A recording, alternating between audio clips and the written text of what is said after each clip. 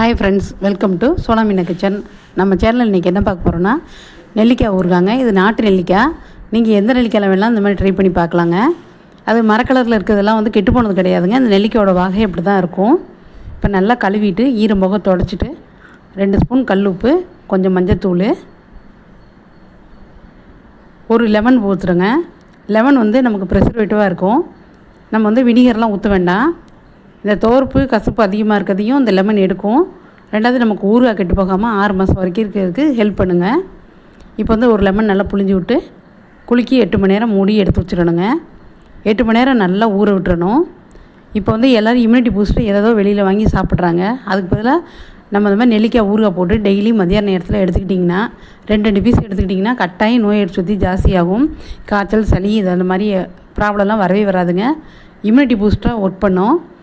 பச்சை நெல்லிக்காய் சாப்பிடும்போது சில பேருக்கு வந்து தொண்டையை பிடிக்கும், ஒரு மாதிரி சளி பிடிக்கிற மாதிரி இருக்கும்.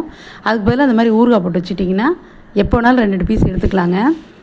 எல்லா காய்கறி, எந்த விதமான காய்கறி பழங்கள் எதாக இருந்தாலும் வேக வச்சா அதனோடய சத்துக்கள் போயிடும்னு சொல்லுவாங்க. ஆனால் நெல்லிக்காய் ஒன்று மட்டும்தாங்க அதனோடய சத்துக்கள் வேக வச்சாலும் போகாது. இந்த மாதிரி ட்ரை பண்ணி பாருங்கள். இப்போ வந்து நான் ஒரு இட்லி பாத்திரம் அடுப்பில் போட்டிருக்கேன்.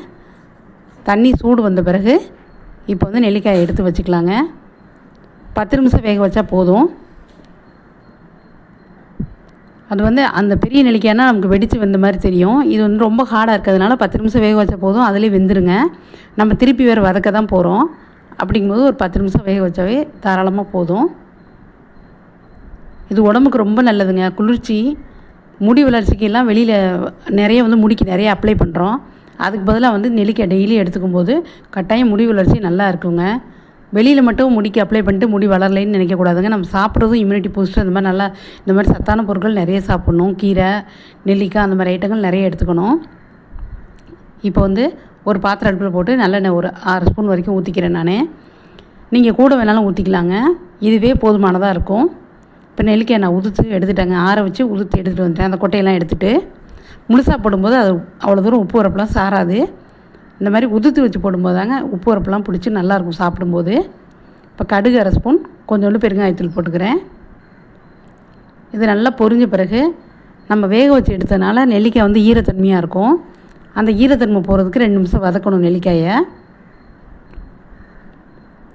நெல்லிக்காய் ஊறுகாய் வந்து போடும்போது எண்ணெய் பிரிஞ்சு வரணுங்க. எண்ணெய் பிரிஞ்சு வந்துட்டாவே நம்ம ஆற வச்சு பாட்டில் எடுத்து ஸ்டோர் பண்ணி வச்சுட்டோன்னா 6 மாதம் வரைக்கும் கெட்டு போகாத ஊறுகாய் நமக்கு இருக்குங்க கையில். இதேமாரி செஞ்சு பாருங்கள். செஞ்சு பார்த்துட்டு உங்கள் வேல்யூபிள் கமெண்ட்டை சொல்லுங்கள்.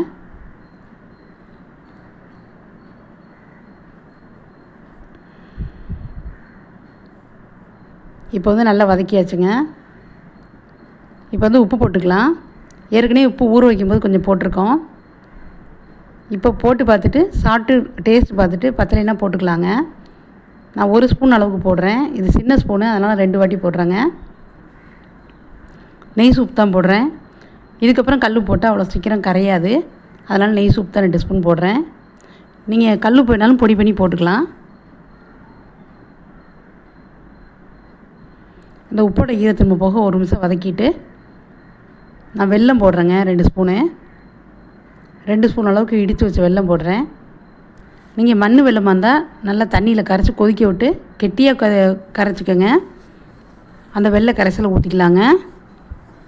இப்போ வெல்லம் கரையிற அளவுக்கு 2 நிமிஷம் வதக்கலாம்.